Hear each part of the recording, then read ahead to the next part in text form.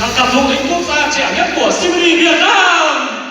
Я хочу вам сказать, что наша команда очень сильная команда в компании Siberian Wellness.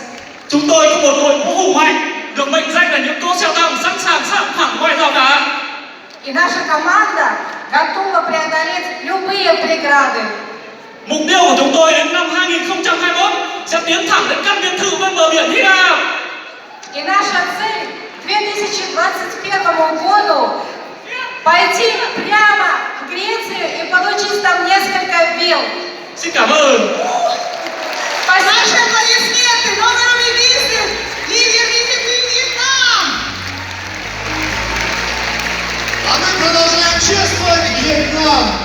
Новые рубиновые бизнес-лидеры.